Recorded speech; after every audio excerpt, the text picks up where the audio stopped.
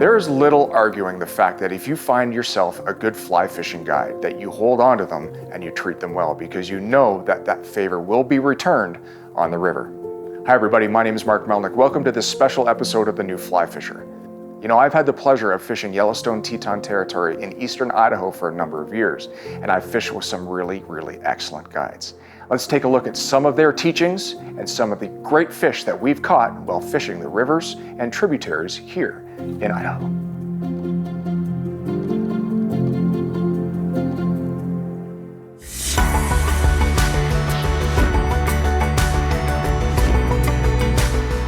Ooh, that's a nice size fish. What? Absolutely fantastic.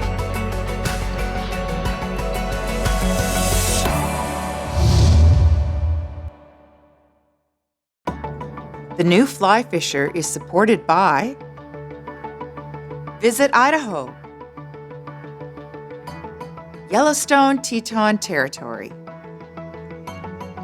Orvis Fly Fishing, Scientific Anglers, Trout Unlimited, WeatherTech Canada.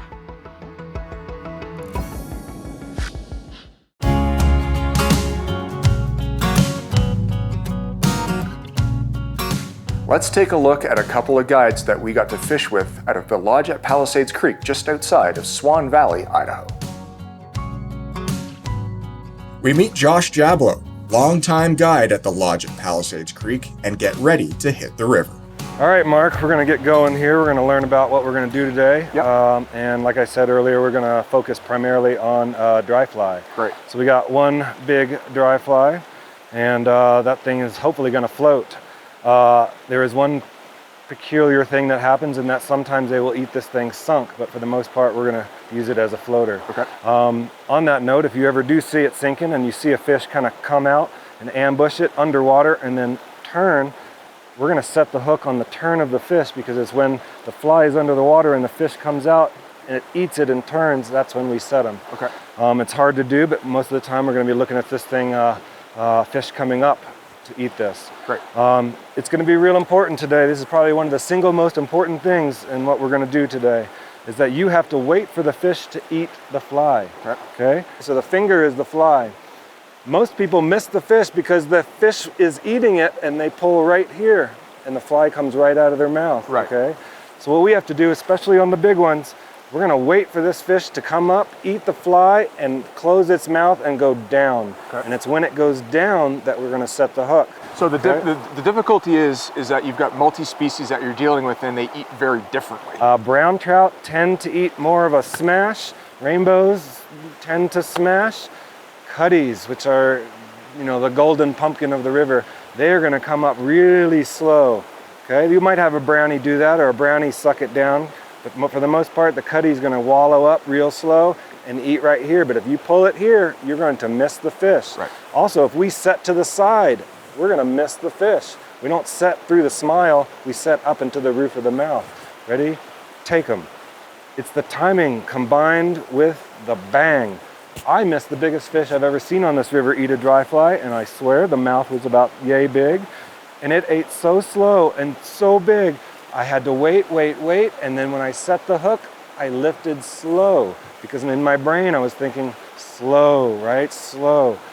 You have to combine the slow with the bang, and it's that is going to hook the fish. Okay, gotcha. Sounds great. Josh has a style of teaching that is easy to hear and listen. He is able to look at an angler while he's using his words and figure out which words are working to get that angler to do a physical action, whether it's setting a hook, stopping a back cast earlier or later. Josh also is a phenomenal fly tyer, and he's proprietary in the way he fishes the river, and his method is proven.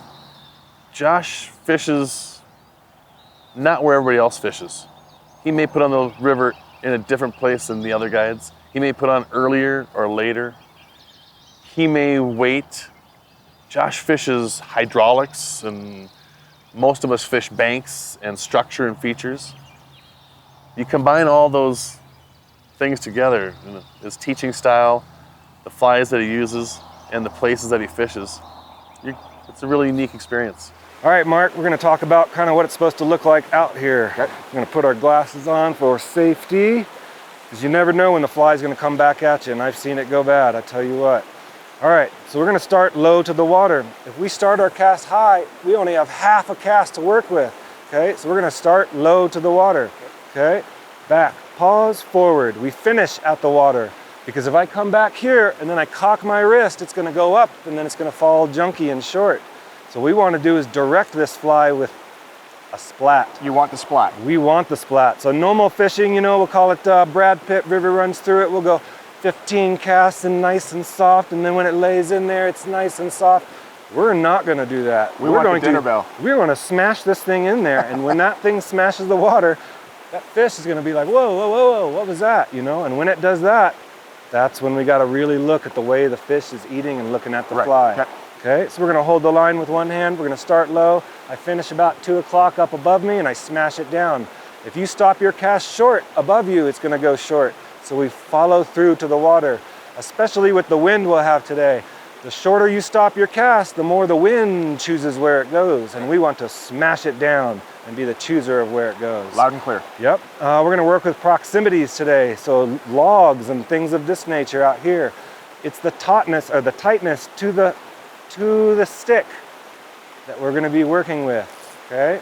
Accuracy shots. Accuracy, and we're looking for 1 to 2 casts. I call them shotgun casts, because if you're doing 15 casts and measuring your line and putting it in there, by the time that you want to do that, the spot that you wanted to fish is now a 1/4 mile upstream. So what we're gonna do is 1 to 2. We're gonna go back, pause, shoot it out.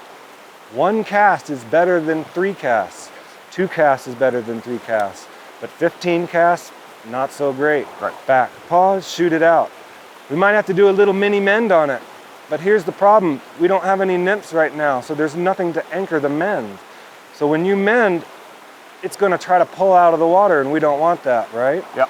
So what we're gonna do is do a little mini flick mend, just a little And it's that movement of the mend that moves the bug. So you don't mind that the bug is moving. No. You don't want it dead drift. Yeah, so like we'll say a lot of the time during the summer we have nymphs on there and we're looking for as long a drift and as long a soak as we can into a spot with nice quiet bug and 0 movement on the fly. Today we're gonna do opposite. Today we're gonna smash it in there, maybe put it in your trigger finger and vibrate the end of the rod. Okay. Yep, we're gonna jiggle this thing. Back, pause, forward, maybe mini mend it, jig it, jig it, jig it, jig it, jig it. Think of the fly as a rattle. Gotcha. Piece of cake. Yeah, easy stuff. Right. Hey Mark, I'm gonna show you a little trick here that might help us with the sets and whatnot here in a little bit. Yep. So we have 2 different types of movements with the bugs. We have a grasshopper, which kicks. We also have a stonefly, which skitters. The key to this skitter is making a V-wake and stripping long while you're jiggling the rod. Okay. And you want to be a little tighter to the fly than say you normally would on say nymph fishing, say. And so we're not looking for the big wavelengths of line and the slackiness, because it doesn't get tight until there, right? Yeah. So what we're gonna do, because some of these fish will be quick, we're gonna get down and tighter with less wavelengths of line and a little tighter to the bug, so that we have more of a connection when that fish eats it. Gotcha. But yeah, keeping quiet body, strong arm, and that'll help get, especially through the wind. Because a lot of people, when it gets windy, they'll start to get that bob in there with the body, and it actually makes the cast worse because of that. So, and always remember, Mark, I am perfect. Oh, I learned that. Yes. I learned that when I got in the truck with you this morning. Exactly. Come in 3, 2, 1, twitch it, leave it there. It's still good, Mark. Take them. You knew it was there. That's Awesome, fun. Mark. Good job, Mark. Pretty cool, Mark. That is, you're telling me, pretty cool. Welcome.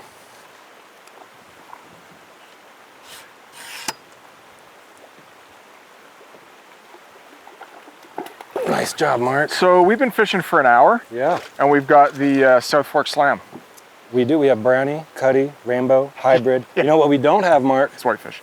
is a whitefish, but there's always a chance, Mark. They have a small mouth, but I tell you what, they will try to eat them. What? Nice fish.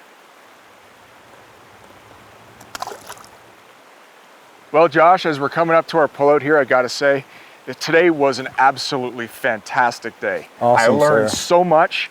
Again, fishing with different guides all the time allows you the opportunity for education, because no matter how long you've been doing this sport, there's always something new to learn. The next day, we're with Lodge at Palisades Creek head guide Jason Pruitt, fishing a lower section of the South Fork of the Snake, the Lower Canyon. Jason, along with being a fantastic instructor, he's easy to listen to. His tone and inflection. Jason doesn't raise his voice, get too excited about anything.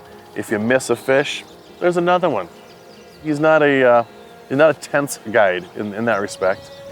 Jason hunts fish. Like I say, he takes in consideration the angle of the sun, the moon, the weather, the bottom of the river structurally, the features, and he can deduce where a fish should be.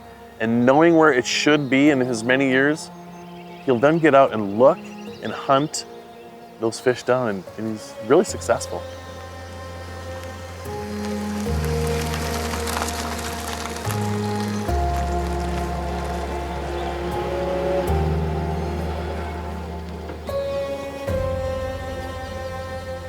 This is Jason Pruitt. He's kind of a legend around here as the head guide at the Lodge at Palisades Creek. Jason, we are at Cottonwood. Correct. With a 15-mile float. What's the order of the day? So the order of the day is, we're here in the middle of September, so we're going to see, blue wings and mahoganies that'll throughout the day with little dries, and then the mainstay for us today will be throwing golden stones, mutants, and which will imitate a grasshopper as well. So we get the best of both worlds. And then just for a little something extra, we're going to throw a dropper underneath that I'm going to throw. Today we have a mahogany nymph underneath, so that we're at least covering 100% of the column in the fishery today. And we'll make adjustments accordingly. The fish always tell me what I need to do, but that's what I initially start out with. Awesome. Well, I can never complain about throwing dry flies all day long, and we're gonna light it up. Yeah, so we're gonna, most of our day-to-day is gonna be pounding banks. I love to row, I love to pound banks. That's what's so great about the South Fork. The other thing that affords us in a boat and floating 15 miles is we get to pick and choose certain gravel bars and riffles and flats. And I love the technical part of fly fishing, so I will hunt very skinny water looking for some big sippers. If it presents itself to us today, I'm gonna take full advantage of it with you, Mark. Awesome, let's go. Sounds good, buddy. Perfect.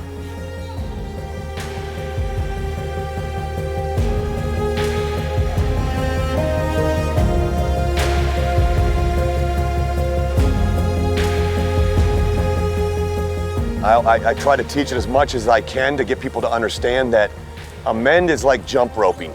Imagine a jump rope. We all jump roped. So when you mend, you're jump roping. So jump the rope upstream. Now, when you want it to stay in that fishy zone once the cast is there, rather than just trying to mend the first 4 or 5 feet out of the end of the rod, mend that line towards the bug. Push the line towards the bug. Then it keeps it in that key zone. Mend the other way, yep, perfect. Come on, right there. That's the bottom end of the tran. Oh, nice stick, man, holy cow. That's outstanding. Wow, what a fish. Just the tiniest of little sips, huh? I mean, to remove that much line off of the water like you did. Good fish. Oh, that was excellent. Barbless hook. It's okay. That's all right, we got the best part of it. Yep.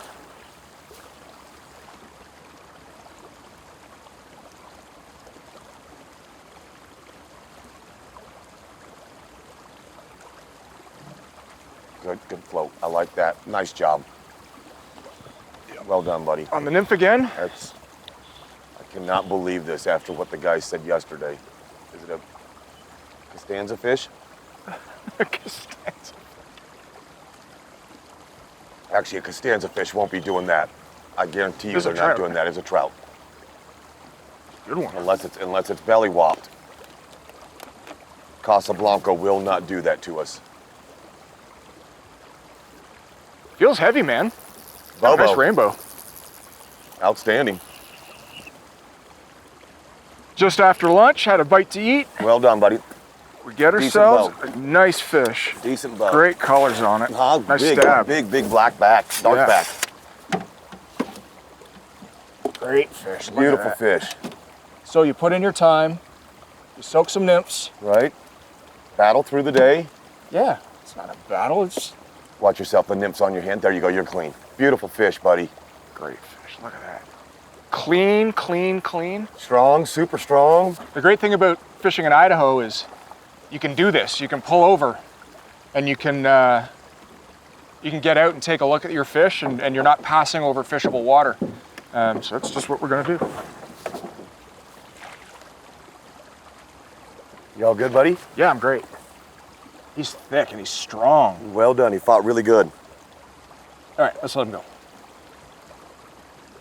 So Mark, a little tougher day than what we're used to seeing, but again, not indicative of of what this river is capable of doing. You know, you fish long enough, you're going to have a couple days that are a little tougher than others.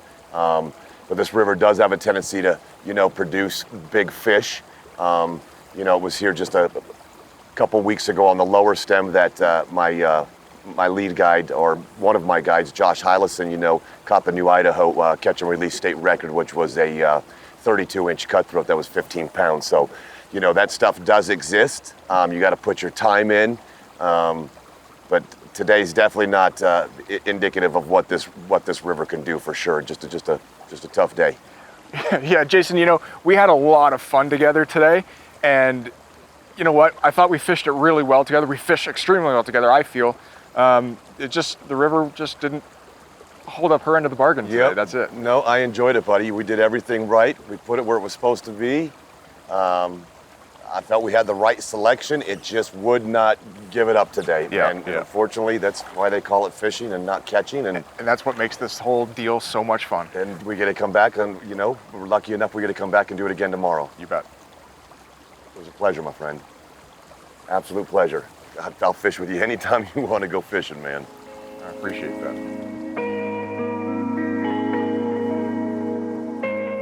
Many of the guides from Three Rivers Ranch in Warm River, Idaho have been there for decades. Let's take a look at Logan Martindale and BJ Gerhardt.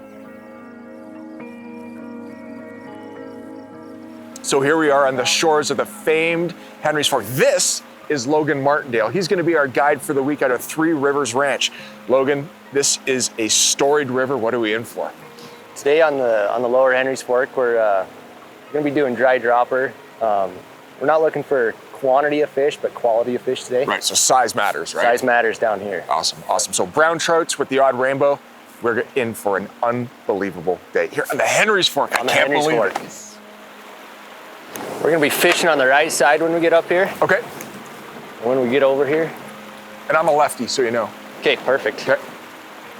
I'm sure you know the game. As soon as that goes down, set that hook. When you set it, go straight up. So the weather's changed here on the Henry's Fork over the last couple of days, and it's actually bluebird nice, and these fish aren't liking it. So we're going to change things up on Logan's suggestion to change things up a little bit. And we're actually going to put a swing into our presentation today. So what I'm doing is I'm casting this hopper dropper 90 degrees across with a big mend upstream, and I'm letting it fish down on a dead drift. We've got two nymphs underneath the hopper. What happens at the end of the cast is I'm going to let it come tight out in its lane, but I'm going to stack mend the line so that the fly line is straight upstream from the fly.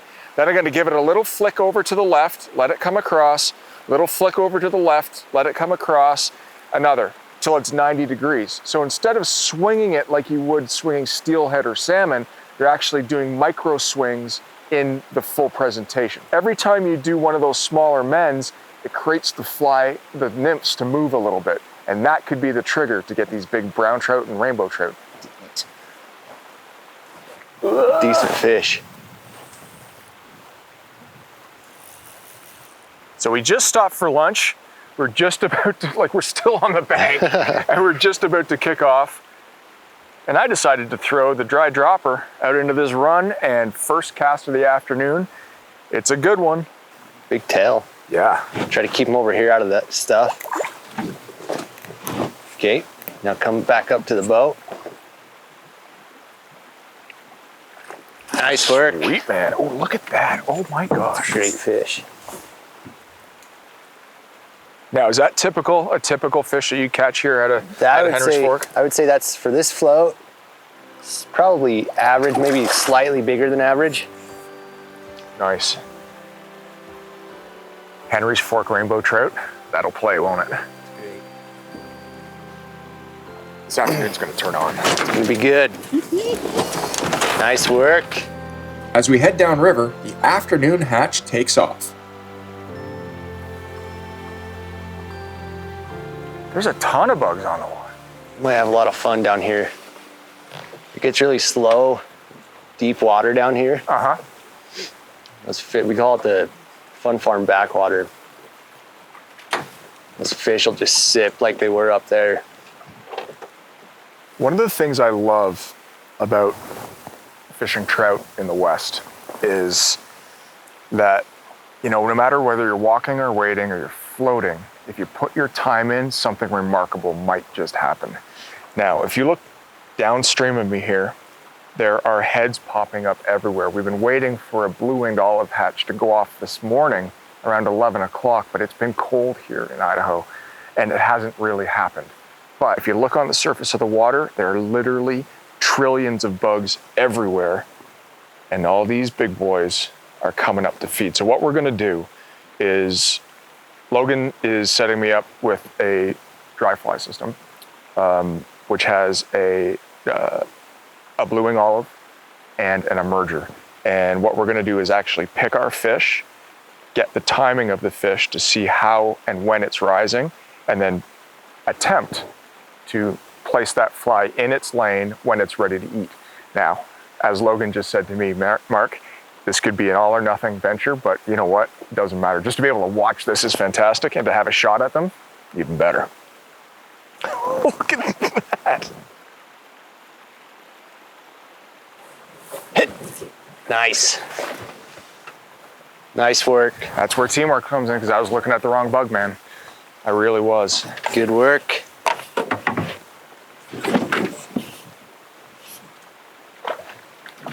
Took the dry fly. Sure. Nice work. Cool, man. Great little brown trout. So stealth is the key, hey, Logan? Yes, sir. 5X. Nice cast. Good fish. The world's yours. Yep. Nice. Ooh, nice that's a big fish. Oh my gosh, it's a giant. It's a giant. If I'm gonna get this fish on the reel, it's that big. Fight him on a high rod tip. And take your time. The water's cold enough that you don't need to worry about exhausting these. Oh my gosh, Logan, it's huge. Yeah, I'm gonna pick up anchor.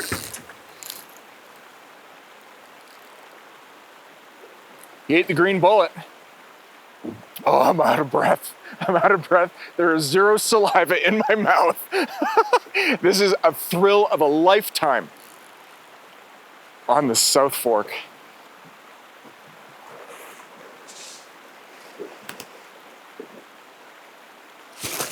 Yes! Oh, man. Are you kidding me? My man. Oh my gosh, it's a stud. I can't believe it. Biggest brown trout of my life. We fought that fish through rapids, probably, a couple hundred yards down this river. And I'm here to tell you that I'm about to show you the biggest brown trout I've ever caught on fly. Are you ready? That's awesome.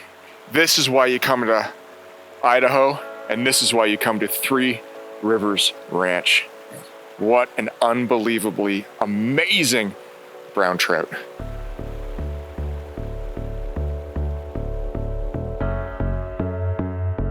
Yellowstone Teton Territory is dissected by some of the world's most famous trout streams. Slow meandering streams like the Teton River to big systems like the Henry's Fork and the South Fork of the Snake thread themselves through miles of southeastern Idaho. For trout anglers, it really is what multi-species big fish streams are made of. Today is Guide's Choice.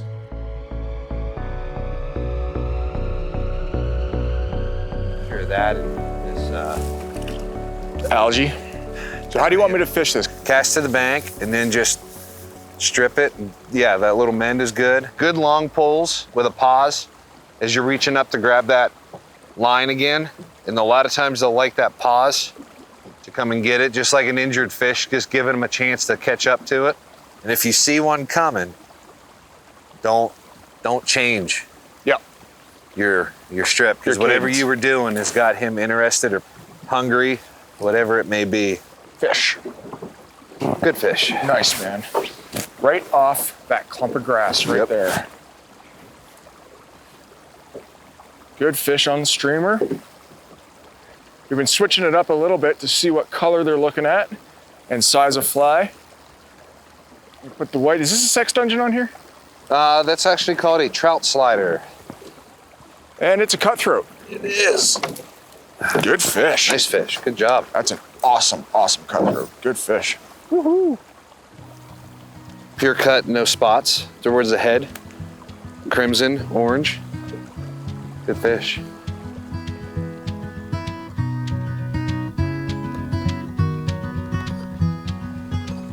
Good.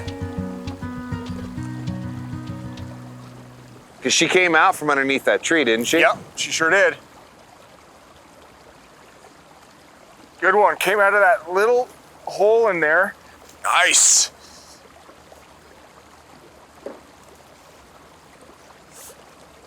All right, look at the weather out here. Look at how snotty it is. It's blowing 40. It's cold. It's cloudy. Perfect brown trout weather. Yeah, with this front coming in, it's blowing these clouds in. It's got these big fish on the prow to hunt. That real bright sunny weather's, that we had earlier today is gone. So perfect time in the evening, that witching hour, and just cloud cover. Couldn't ask for better brown trout, streamer weather. So hopefully they just keep keeping it up.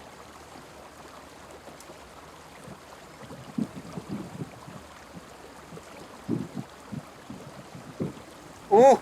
Did you touch it? Nope. So when you cast it out there, mend it before you strip it. Up or down? Up. Let it time to sink a bit. Well, that and it gets it straight There it on. is. Yeah. There's a good fish. Great tip, BJ. Thank you. Yep. Oh, yeah.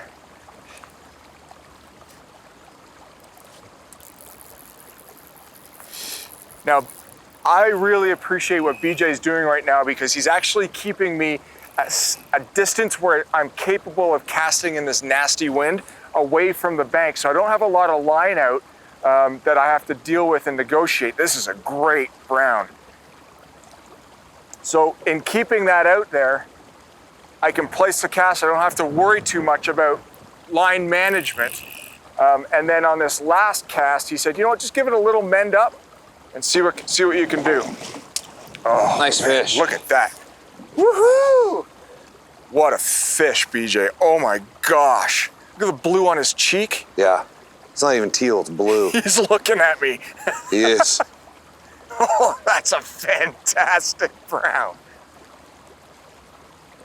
So the reason you caught that fish, Mark, was that when as soon as you casted it out there, you gave it an upriver mend, which caused that streamer to come parallel to you and swim cross current instead of flying downriver, which is like a baseball player trying to hit a 90-mile-per-hour fastball, which is very difficult.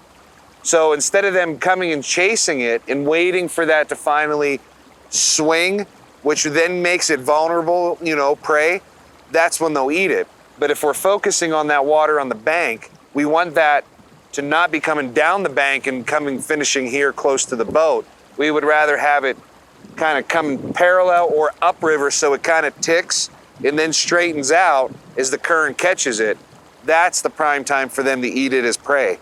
When it starts to swing downriver at the boat, that's fine because we're kind of over that anyways. So good work. Good job. There he is. Nice. Oh, did you see that boil? Saw the boil and watched the eat. You ready? Take your time. Take your time. These fish are tough. It's all right. Just be easy. That's 2X. I mean, I've had fish in here blow up 0. Okay. Come on, darling. every bit of this 6-weight put to work. Saw the boil? Yes! Look at that. Unbelievable. Man, this is turning out to be an absolutely unbelievable evening here on the Henry's Fork.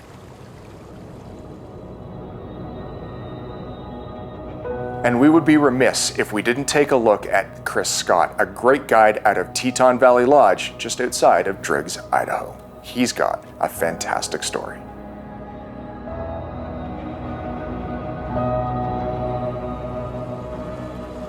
I was shown fly fishing by my father when I was a little kid, very young, and I didn't really care for it for a while, to be honest with you. I loved going out with Dad and you know, camping on the Deschutes back in Oregon and, you know, getting to spend time with him and mess around and throw sticks and stuff. I could have cared less about casting a fly line at the time. When I was in my early teens, I started to realize that I could catch fish on these flies that I would make, and that was like just the coolest thing. Pretty soon I started catching fish with the flies I was tying, and it blew my mind. It was just the coolest sensation. And I decided that I wanted that feeling more. And so me and my father had already been coming out here to Teton country, and I knew how amazing the fishing was out here. And so I just, when I graduated high school, I did a little bit of work back home in Oregon, and then I came out here. And I met some of the guides that guided here at the lodge. And I told them what I wanted to do and that I wanted to guide. And they got me an interview with Randy, who was Brian's father. And so I just made it clear to Randy and the whole family that I didn't know anything. I just wanted to know what they knew, and I wanted them to show me. I wanted their help, you know. I dropped the ego and just said, please help me. And boy, did they ever.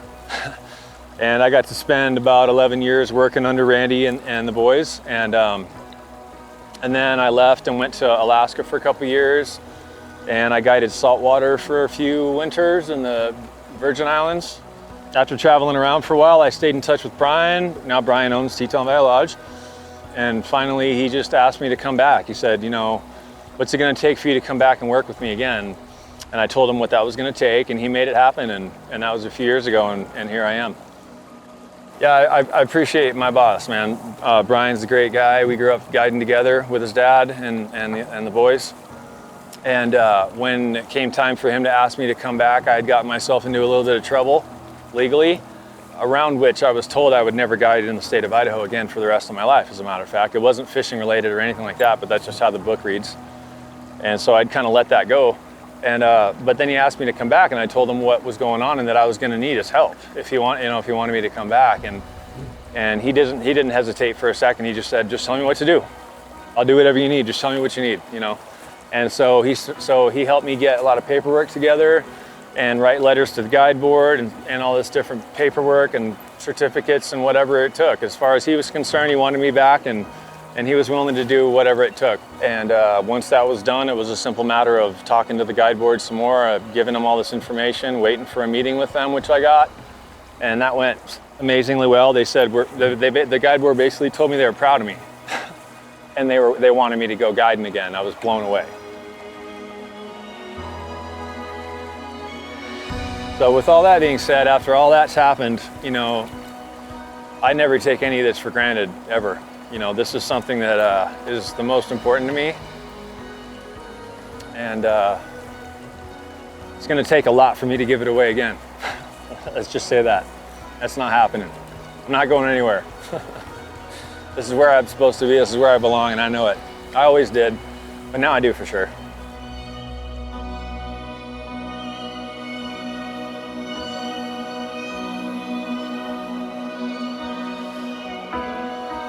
That's a good fish. That's a happy fish. Nice, nice. Ooh. Might have been a hair close to him that time. Just let it go and see. See how his mannerism and body language changed right as the flies landed? Yeah. He moved a lot more water. Take him. Yeah! Strip, strip, strip. Yeah! That's a big fish, man. Nice. We watched this fish from yards up. That's a beauty. Feeding and getting happy. That's a beauty. And I thought I screwed up the cast by putting the fly too close to this Oh my gosh, what a gorgeous cutthroat. Look at that thing. Trophy cutthroat on the Teton River. Look at that.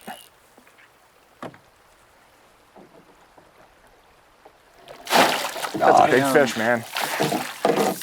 Oh man, look at this one. There we go. Big wild cutthroat. Great job, Mark. Well, you made some improvements to your cast and got the flies turned over perfectly. I'll tell you, well, we laid it in a little too close to him there at first, and he spooked for a second. I thought he wasn't going to come and grab it, but you did a good job to leave it there and let him come and take it. Great job.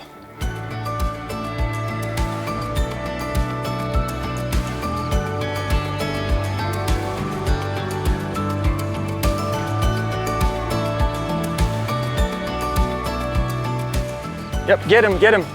Get on him. I got him. Careful with him until you see him. He might take off, he might be a real big one. Check and look down at your line. Put a little less pressure on him, a little bit less pressure. There you go. I'm gonna pull in here to the bank. He should work himself back up the bank. Pull him hard to the right, hard into the bank. There you go. Still haven't seen this thing yet. Okay, It's a good fish, man. I'm gonna anchor right here, buddy. I'm gonna anchor right here. Oh, he took the nymph on the mend. I'd guess it was brown. He hasn't jumped either, that's the other thing. No, it's a rainbow. Nice rainbow. Good one. Nice, good job, nice stab. Nice work. Pretty stuff, man. Look at the size of that rainbow. What a great fish. Last thing of the day, last few hours of the day. Sun's getting a little lower. Huh? How do you like that? You gotta work at that, you gotta work. Put in some work. Good fish. Yeah, put in a little work. You never know what'll happen. Might just be a big, beautiful cutbow like that. Fishing in Yellowstone Teton territory, you're allowed to fish with 3 flies. Today we've got a terrestrial and 2 nymph droppers. Now, there's a trick to fishing 3 flies that you have to be careful of because you will get tangled. You need to open your loop. So in order to open your loop, you need to come over top of, it's almost like a lob. You need to lob those flies over so that your loop isn't squishy, isn't tight, and you're not gonna tangle on yourself. It's gonna save you a lot of time to catch more fish. Yeah, so looking down, you see the shelf showing up here in the middle. So we're gonna fish it off the right of us. I'll start slowing us down. We'll just set up a drift over there to the right of us. Yeah, somewhere out in there. Take him. Nice. Just like that. Nice. To the dry, that's right. That's fantastic. That is absolutely amazing. Good fish too, man. I hope we got all that. Yep, so now once he's in the net, okay, you can hold on to him. I got him. So what we're doing is we're actually gonna move over so we don't blow over all this water. And then we're gonna let this fish go and we're able to keep fishing. That fly just popped right out. That's awesome. Good. That's Actually, a right here big is pretty fish. damn good. All right, so we pulled over to the side so we can look at this fish safely. And to get a fish of this quality on a surface fly, unbeatable, unbeatable, just perfect.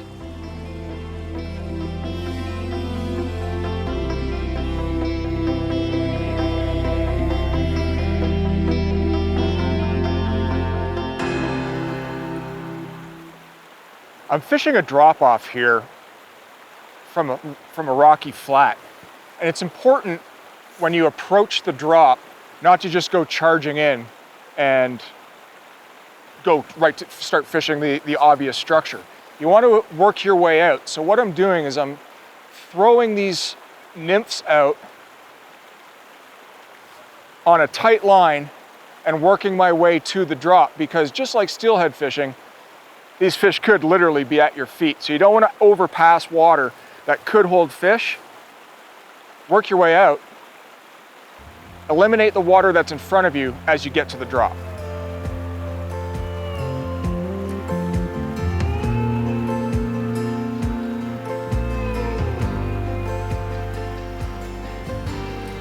There he is. There he Just is, like big that. brownie, big brown. Big one. Let him run, buddy. Attaboy. Ah, Nice. ah. Well, that is a huge Oh my brown God. trout. Woo-hoo-hoo. So cover water. Oh my gosh, I don't even know what to say. Man, he's still in charge. Large and in charge. Just keep walking down the shelf.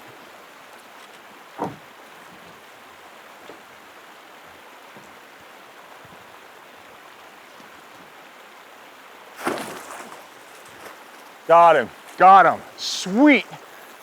What a fish, man. Nice fish. What a fish, what a technique. What do you eat, the drown or the rubber legs? The rubber legs. How do you like that? There you go. Huh? Huh? Absolutely fantastic. What a fish. What a fisher. Big old fins Yeah. on him, huh? Pretty, got a little adipose going. Yeah, yeah. Got teeth on him too. Yeah, he does. Big mouth brownie. Yes, What sir. a beauty.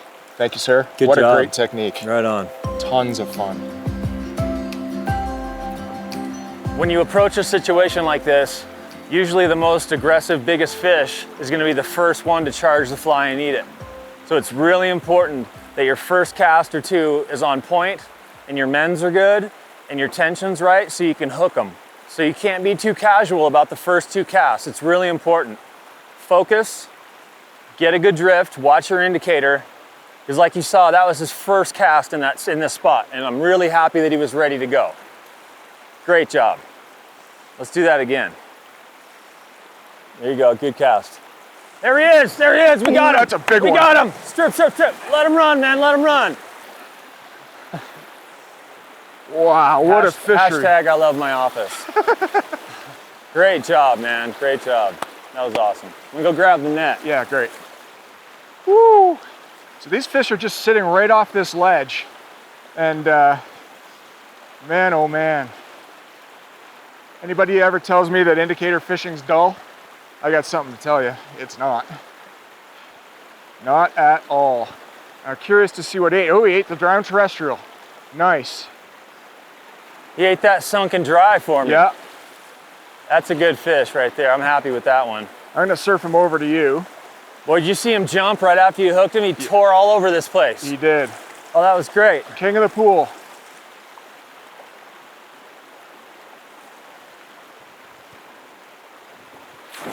Nice grab. Good job, Chris. Great job, you. Pretty work, man. You're doing everything I asked you. Sweet. And it's paying dividends. So the orange on this brown trout is absolutely remarkable. Look how orange that is. Pink hues, big old adipose fin. Fantastic, fantastic fish. Well, that's about all the time we have for this episode of The New Fly Fisher. Thanks for watching. I want to take this opportunity to extend our thanks to all the great guides in Yellowstone Teton territory that have made these episodes possible. For more on our series, check us out at www.thenewflyfisher.com. My name is Mark Melnyk. Remember, adventure is out there. All you need to do is go and find it, and what better way than to do it with a fly rod in your hand. From all of us here at The New Fly Fisher, thanks for watching, and hopefully we'll see you up and down Highway 20 in Yellowstone Teton territory.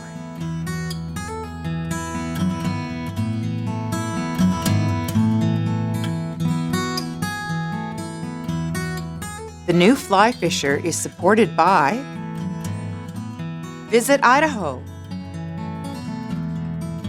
Yellowstone Teton Territory, Orvis Fly Fishing, Scientific Anglers, Trout Unlimited, WeatherTech Canada,